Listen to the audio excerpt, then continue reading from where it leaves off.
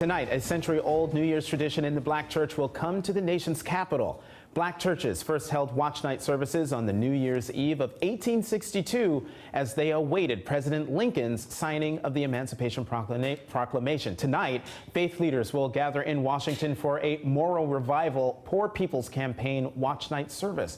Two of those leaders are joining me now. Reverend Dr. Liz Theoharis is co-director of the Kairos Center for Rights, Religions, and Social Justice, and Reverend William Barber is president of Repairers of the Breach. Thank you both for being here. Reverend Theoharis, I want to start with you. What message do you, what does a policy agenda that centers morality and justice look like for you? Yeah, we have a 5-point agenda that's about voting rights. It's about pro-labor, anti-poverty, and anti-racist policies. It's about equality in education, health care for all, fairness in the criminal justice system, and bringing those all together to say that poverty and racism are the real immoral issues of our day, and we have to take them up as faith leaders. And how likely do you think that the incoming president and his administration will take that agenda to heart? Well, we know that we're taking it to heart, and we're calling on all Americans to take it to heart, and all people of faith and conscience to join in this fight for justice and truth and love, because we know that that is what is powerful and that is what's meaningful in our nation. And so we know that it's true of our faith traditions, and it's what we need to stand for.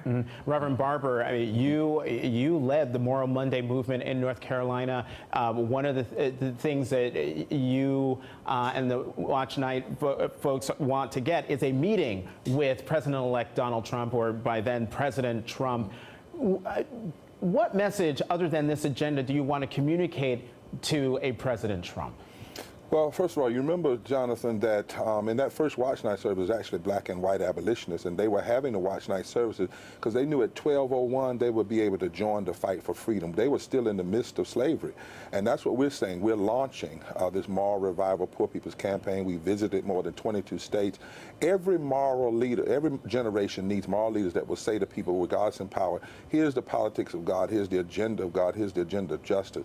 Mr. Trump has surrounded himself with so-called white evangelicals who have such a limited understanding of theology that it borders on being heretical, because it does not deal with the 2,000 issues around poverty and justice and love and mercy that the scriptures brings up. So we're offering to meet with him, but in a house of worship, not in the towers. This is not a photo op. This is an attempt to say, listen, here's a real moral agenda that should be pursued.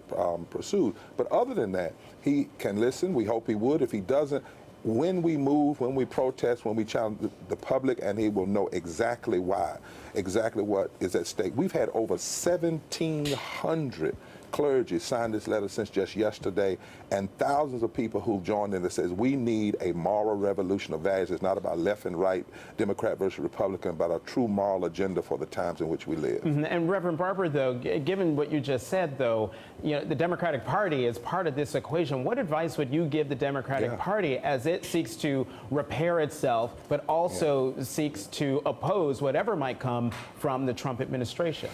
Well, our theme tonight is standing down is not an option. And actually, our moral agenda challenges both parties. On the one hand, sometimes you have Republicans that say, if you just give tax cuts to the wealthy, you'll deal with the issue, for instance, of poverty. If you ignore racism, you'll deal with the issue of race. On the other hand, you have Democrats who say, if you just find a way to cut across the issue of race and find something you can deal with without dealing with race. No, you have to cut into race. So what we're saying is that we need to deal with the moral center, and we're challenging all persons to step up and be statesmen and stateswomen.